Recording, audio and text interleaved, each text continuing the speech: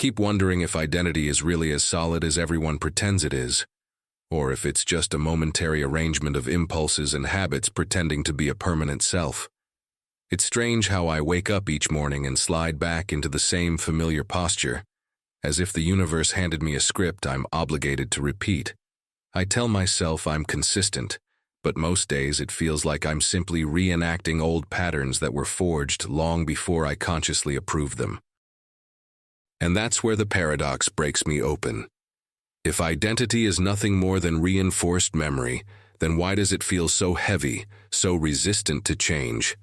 Why does laziness cling to me as if it were a birthmark? Why does my attention wander like it has a will of its own, dragging my motivation behind it like a reluctant child? I've spent years chasing dopamine spikes, believing that if I could just feel the right spark, I'd become the person I imagine. But the spark never lasts. It flares, fades, and I fall back into the gravitational pull of who I was yesterday. And yet, there are brief moments, rare and electric, when I feel capable of becoming someone entirely different in the span of a heartbeat. A sudden refusal, a quiet rebellion, a shift in posture that feels like the beginning of a new life. These flashes haunt me.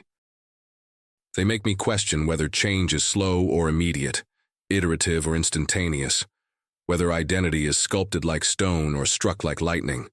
Some days I feel Nietzsche inhaling through me, whispering that identity can be severed and remade in a single act of brutal clarity, an eruption of will to power. Other days, I feel the gentleness of William James guiding me toward smaller, steadier motions, teaching me that the mind follows the body, that who I become is built through repetition rather than revelation. And caught between these two forces, I'm left asking a question I can't escape. What if both forms of change are true, but only when I stop resisting them? What if the speed of transformation depends entirely on the courage I bring into this moment? If this touched you, subscribe and stay close. We walk this path together. I didn't expect the moment to hit me the way it did, like someone had slammed a mirror against my chest and forced me to breathe my own reflection. I was brushing my teeth, half asleep, half scrolling through nothing, when I suddenly caught myself performing the same tiny gestures I've been performing for years. The same slouch, the same tired blink, the same quiet resignation lodged in my shoulders. It felt like I was watching a stranger reenact my life with suspicious accuracy, and yet I couldn't deny that the stranger was me. There was a violence in realizing that identity isn't some ancient artifact buried deep in my bloodline. It's the sequence of unconscious choices I keep repeating simply because they're familiar. I felt exposed, like someone had peeled away the layers of my excuses and left only the bare machinery of habit humming in the open. I stood there, toothbrush hanging, and for a moment the bathroom felt like a stage I had sleepwalked onto. Every movement I made felt scripted. I saw how I reached automatically for the same cup, scrolled through the same notifications, replayed the same thoughts about not having enough focus or motivation, as if these shortcomings were sacred truths instead of self-inflicted rehearsals. The realization was nauseating. I wasn't living an identity, I was maintaining one. I was preserving an outdated version of myself out of sheer momentum. But the most frightening part wasn't that I had built this identity unintentionally. It was that I kept choosing it, every day, in 1,000 microscopic ways. Each gesture whispered, "This is who you are," and I obeyed without protest. The laziness I hated wasn't a trait, it was a routine. The scattered attention I blamed on the world was really the residue of old patterns that I refused to outgrow. Even my motivation, or lack of it, felt less like a psychological flaw and more like a rhythm I had internalized without ever questioning its beat. For a moment, I wondered if identity was nothing more than a story I'd forgotten I was writing.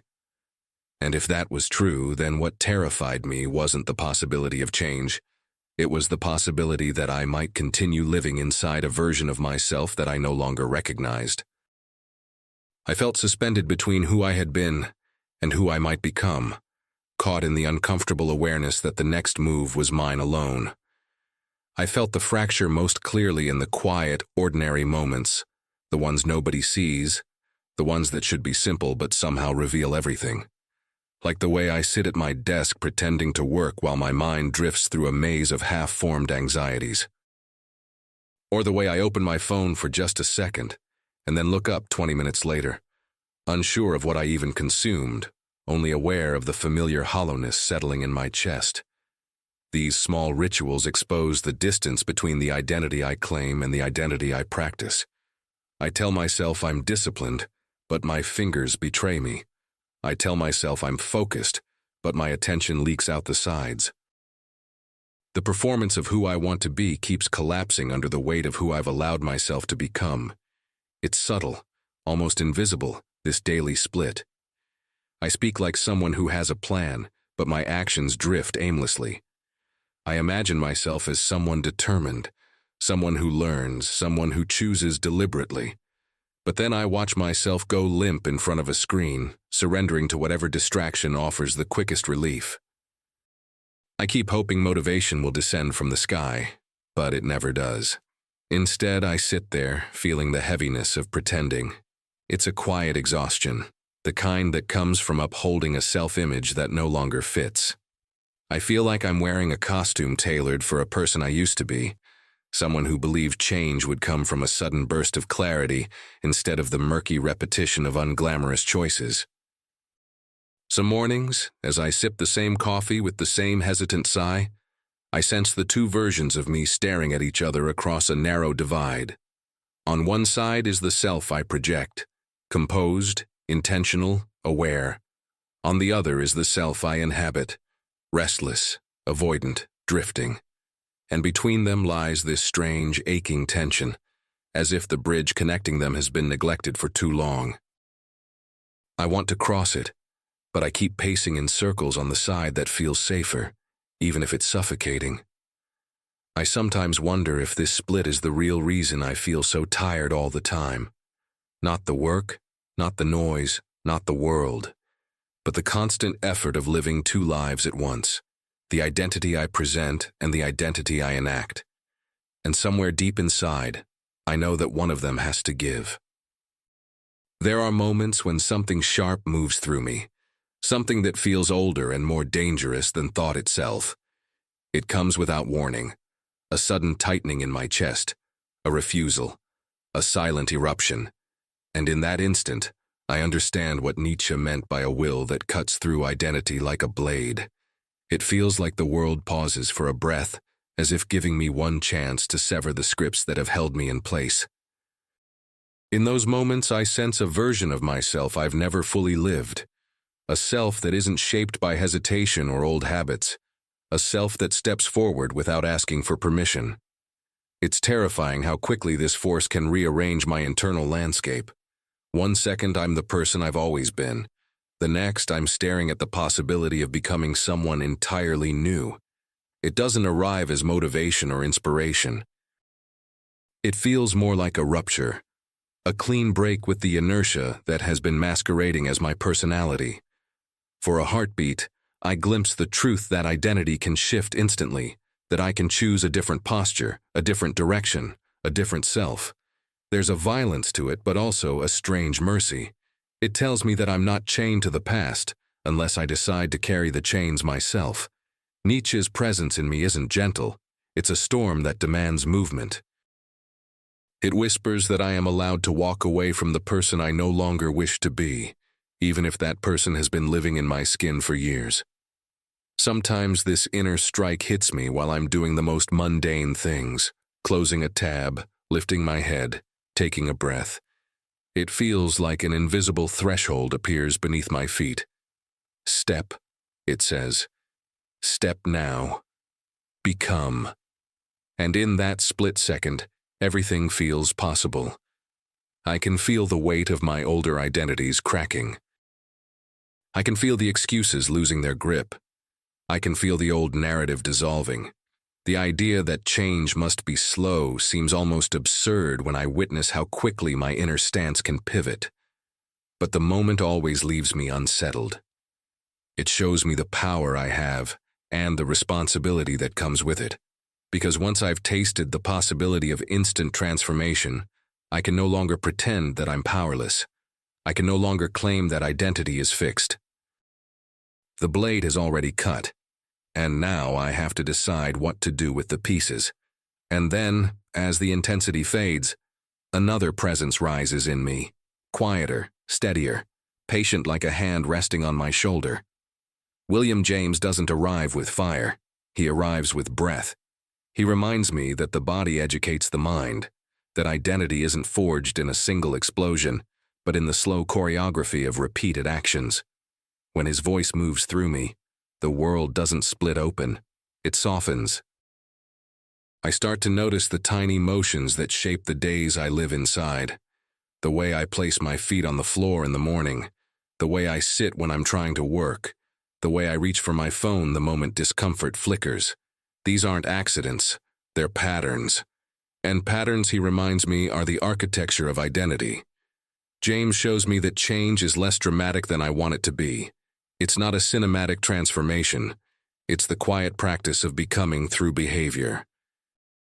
He teaches me that motivation is unreliable, but action is faithful. That if I stand like the person I want to be, breathe like them, move like them, eventually my mind will follow the trail my body lays down. He tells me that identity isn't a revelation.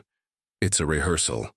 Every small action is a vote cast for the self I'm choosing, and those votes add up not immediately, not gloriously, but inevitably. When I listen to him, I begin to see my habits not as failures of character, but as grooves worn into the nervous system. They don't need punishment. They need rewiring. A small shift repeated often enough becomes a new pathway. A new pathway walked long enough becomes a new identity. There is a quiet humility in this view, a recognition that becoming someone different isn't a thunderclap. It's a daily negotiation with my own tendencies. And somehow that makes the process feel more human. Less heroic, but more achievable. James's influence grounds me. It tells me that I don't need to leap every day. I need to step. I need to practice the person I want to be, even before I feel like them. Especially before I feel like them. It's a slower revolution, but it holds. It sustains. It becomes the foundation beneath the lightning. And as I sense this truth settling inside me, I feel a strange comfort. Maybe change doesn't have to be violent to be real. Maybe becoming is not an event but a rhythm, one I can learn one day at a time. Somewhere between Nietzsche's lightning and James's river, I realize that I'm not meant to choose one over the other. They are not rivals. They are the two essential halves of my becoming. One gives me the spark, the rupture, the moment of revolt. The other gives me the structure, the path, the daily enactment. And inside me, these forces don't clash. They collaborate. I feel it most clearly when I imagine my identity as a door standing in the middle of my life. Nietzsche hands me the courage to kick it open. James hands me the discipline to keep walking through.